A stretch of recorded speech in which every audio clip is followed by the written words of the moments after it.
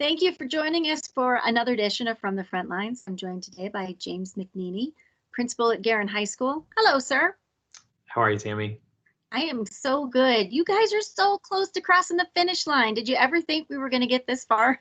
Yeah, that certainly had our doubts, but yeah, at this point, Christmas break is just over a week away, and we're certainly looking forward to getting there. I think teachers and students alike looking forward to having some downtime.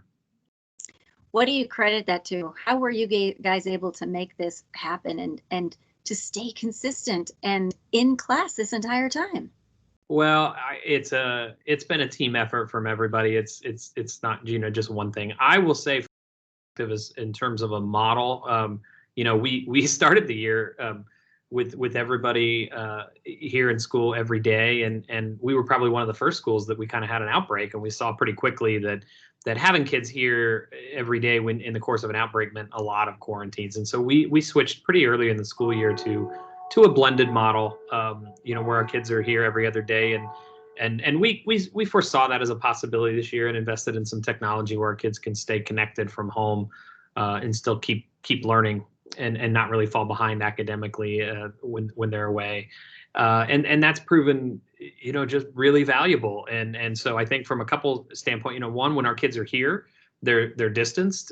So while we do still have positive cases reported each week, the number of quarantines associated with those is very small because our kids just aren't in close contact while they're here at school very often.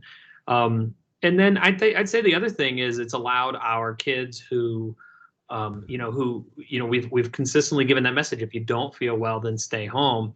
But that's really hard on kids when they feel like if I stay home, then I'm going to miss out on that and fall behind in class and have a lot of work to do and not really sure. And the nice thing, with our technology is they can stay home and not really miss out on a lot. They're able to still, video conference in with their classes each period and be able to, get the same level of instruction for the most part of the kids who are there, in class. So I think that's helped a lot, that our kids really are, when they're not feeling well, they really are staying home.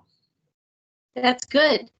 That's really good, because I was just going to say the unsung heroes really here too are some of our school nurses and what they've had to contend with for the last 3-4 months.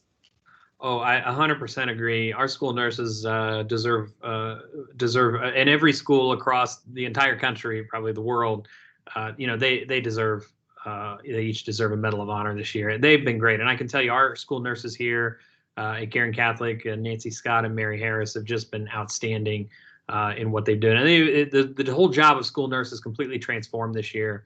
But as far as them being educated, staying up to date on what's going on, and giving great advice, it's been phenomenal. But they can only do as much as they can do with the information they're given. Let's talk about that.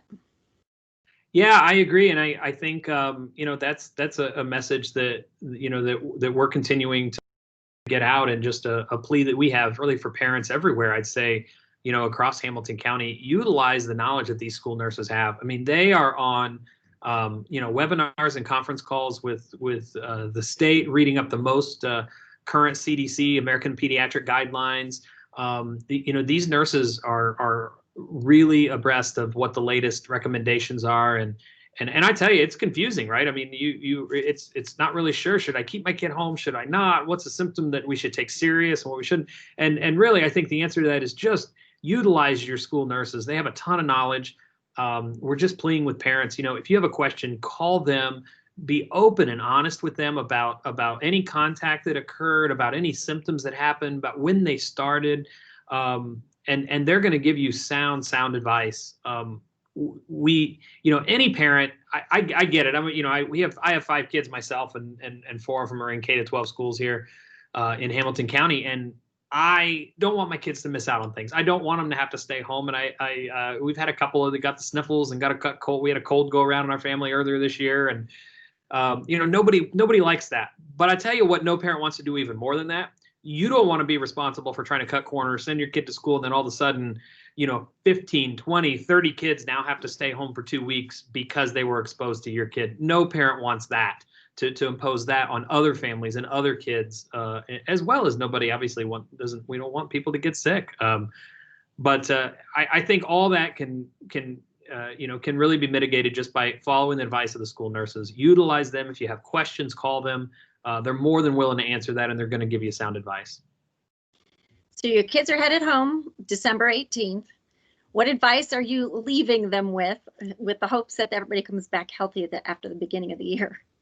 Yeah, probably on two fronts. I mean, you've got both the kids making their own decisions about, who I'm going to hang out with and what I'm going to do and things like that. And, our advice has just been, we're not saying don't hang out with friends. I mean, these are teenagers and it's healthy for them to have their friends and want to see them, but keep those groups small, keep them manageable. And certainly if you can, meet places or do things where, maybe you're not riding in cars together or not in close contact in basements or things like that, that'd be great. That's even better.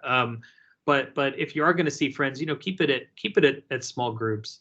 Then there's the decisions that our kids don't make, that they're decisions that their families kind of make for them.